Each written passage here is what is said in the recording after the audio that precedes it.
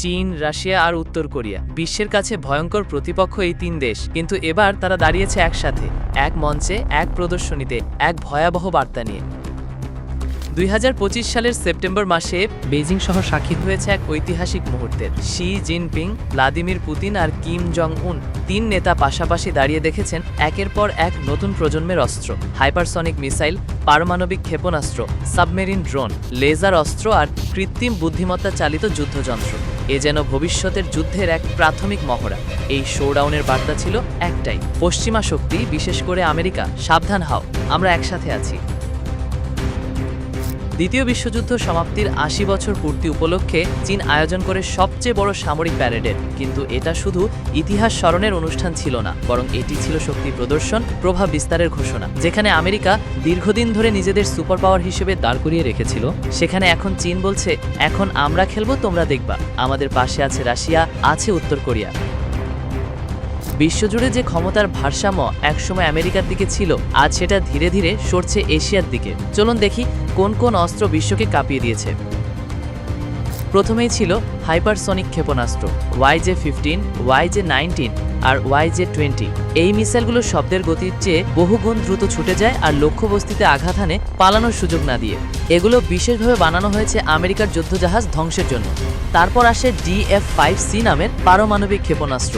এই মিসাইল বহন করতে পারে একাধিক ওয়ারহেড, মানে একসাথে বিভিন্ন জায়গায় আঘাত হানতে সক্ষম। এটি আমেরিকার মূল ভূখণ্ড পর্যন্ত পৌঁছাতে পারে। সাবমেরিন থেকে নিক্ষেপযোগ্য JL-3 মিসাইলও ছিল প্রদর্শনীতে, যার সমুদ্রের গভীর থেকে লঞ্চ করা যায় এবং শত্রুর রাডারকে সহজেই ফাঁকি দিতে পারে।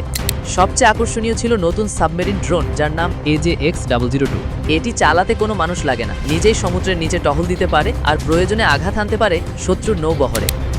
আরও ছিল AI চালিত ড্রোন, রোবোটিক কুকুর, লেজার অস্ত্র, অতি দ্রুত ট্যাঙ্ক, যা সাইফাই সিনেমার দৃশ্য মনে করিয়ে দেয়। এমন প্রদর্শনীর আসল উদ্দেশ্য কার প্রতি? উত্তরটা সহজ, আমেরিকা।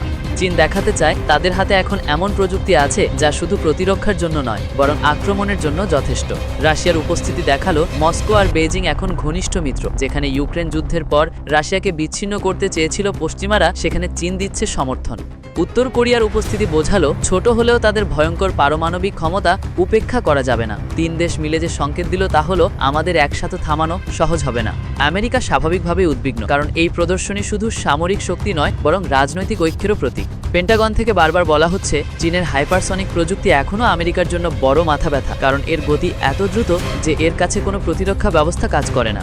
একই সাথে রাশিয়ার উত্তর কোরিয়ার সাথে চীনের সম্পর্ক আমেরিকার জন্য বড় হুমকি, কারণ একসাথে তিন প্রতিপক্ষ মানে নতুন এক সামরিক ব্লক, যা ভবিষ্যতে ন্যাটোর জন্য বড় হুমকি হতে পারে। এই প্রদর্শনীর পর অনেক বিশ্লেষক বলছেন বিশ্ব এখন এক নতুন শীতল যুদ্ধের দিকে এগোচ্ছে।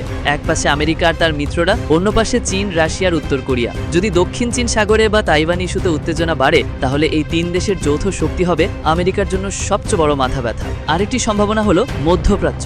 ইরান ইতিমধ্যে চীনের ঘনিষ্ঠ মিত্র, তাহলে চীন, রাশিয়ার উত্তর কোরিয়ার সাথে ইরান যোগ হলে সেটাও হবে এক ভয়ঙ্কর জোট। তাহলে প্রশ্ন হলো আমেরিকা কি এই চ্যালেঞ্জ মোকাবিলা করতে পারবে, নাকি আগামী দশক হবে চীনের প্রভাব বিস্তারের যুগ?